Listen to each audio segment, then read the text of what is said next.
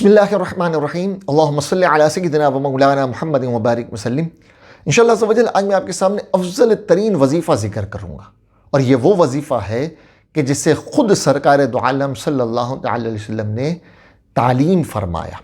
چنانچہ حضرت شداد بن اوس رضی اللہ تعالیٰ عنہ فرماتے ہیں کہ ایک مرتبہ ہم بارگاہ رسالت میں حاضر تھے، سرکار دو عالم صلی اللہ علیہ وسلم نے فرمایا تم میں کوئی اجنبی تو موجود نہیں؟ ہم نے کہا عرض کی کہ یا رسول اللہ ہم میں کوئی اجنبی موجود نہیں، بلکہ سب مسلمان ہیں، کوئی اجنبی موجود نہیں ہے۔ نبی پاک صلی اللہ علیہ وسلم نے فرمایا کہ اچھا دروازے بند کر دو۔ اب فرماتے ہیں کہ ہم نے دروازے بند کر دیے۔ پھر نبی پاک صلی اللہ علیہ وسلم نے فرمایا کہ اپنے ہاتھوں کو بلند کرو اور پڑھو لا الہ الا اللہ لا الہ الا اللہ لا الہ الا اللہ۔ صحابی رسول فرماتے ہیں کہ ہم نے ہاتھوں کو بلند کیا اور کلمہ طیبہ یعنی لا الہ الا اللہ پڑھنا شروع کر دیا، پڑھتے رہے چند مرتبہ، یعنی اس طرح پڑھتے رہے۔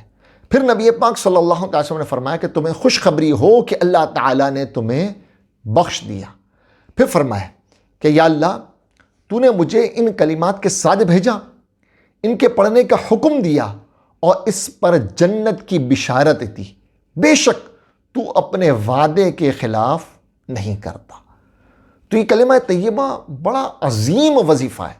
فرمایا افضل ترین وظیفہ کلمہ طیبہ، افضل ترین ذکر فرمایا لا الہ الا اللہ۔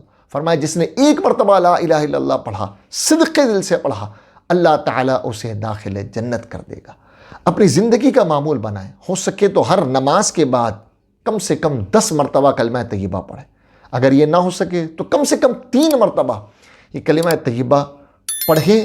آپ کے دل میں جو ہے وہ روحانیت محسوس ہوگی، آپ کے دل کا میل گندگی دور ہوگی، اور انشاءاللہ اللہ تعالیٰ کی رحمتیں، اللہ تعالیٰ کے انوار و تجلیات آپ کے دل میں